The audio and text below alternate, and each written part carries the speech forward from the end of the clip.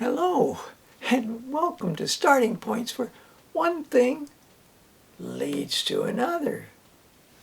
Last time I showed you this book called Almost Gone, and 21 different creatures that Stephen Jenkins chose to highlight.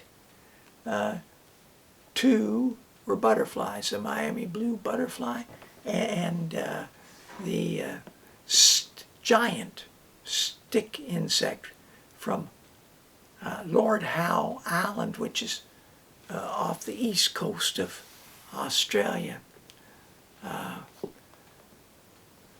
Some of those, two of those, are now extinct since he wrote this in 2005.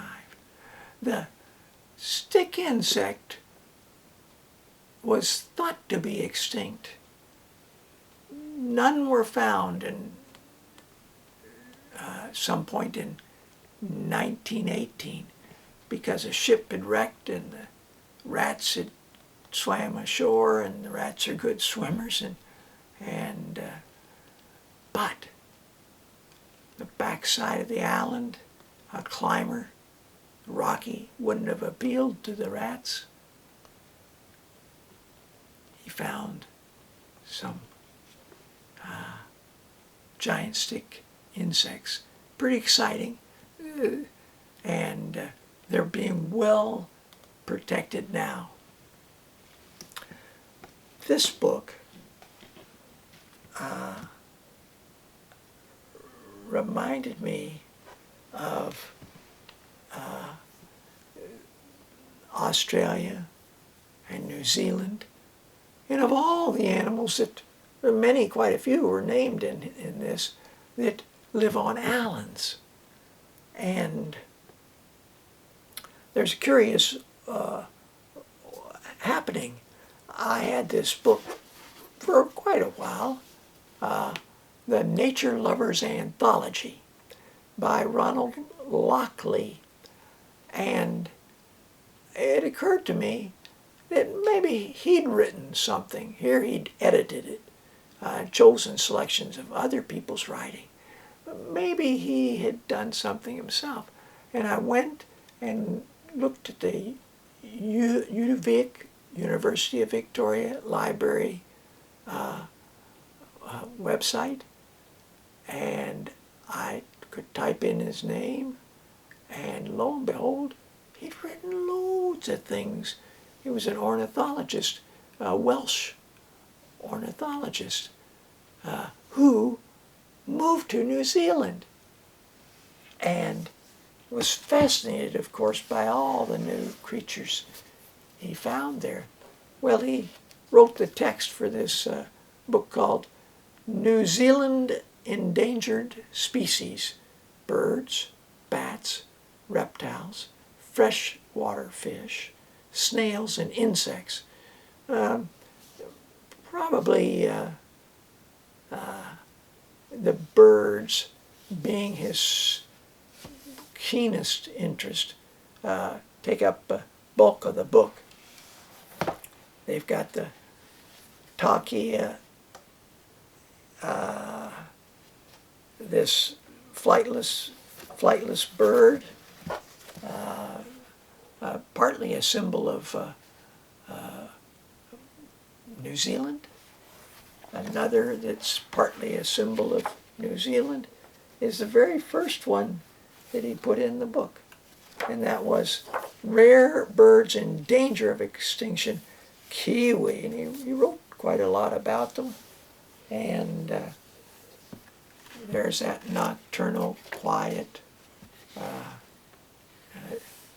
gentle, mysterious kiwi. And he wrote about petrels and about, well, as you can see, pictures for just about everything here. Black petrels there, and penguins, endangered but less rare birds, yellow-eyed penguin, and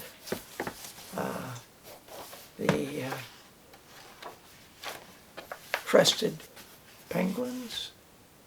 And reading about them, well, it's fascinating. There's a map in the front. You could find the various little islands and where they were that are actually sanctuaries for them, where there's these tiny pockets of still living. You know, what else was in there was our old friend. I see if I can find them here. Oh, this was an interesting one, the stitch bird. And it's just found on one very tiny island called Little Barrier. It lists where the different islands and where they were and what the predators were that affected them. And so, as I say, there it is. I didn't know the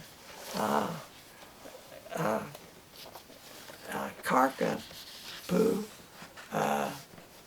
was carcapoo was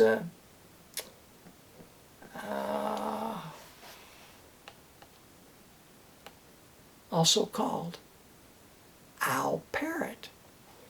So, well, petrels reminded me of a book I had, and it's called Bermuda Petrel, The Bird That Would Not Die, by Francine Jacobs, with artwork by Ted Lewin. And it was a fascinating story. Thought to be extinct in Bermuda. But, well, it's a fascinating story, a beautifully told story. And of course there are the animals that received a lot of press because their populations were going down and down year after year. Trumpeter swan. This is from a pamphlet. The Canadian Wilderness Federation has a site.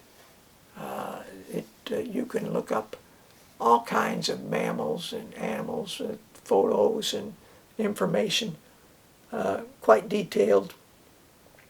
And I've given a link at the bottom for you for that. The Last Trumpeter.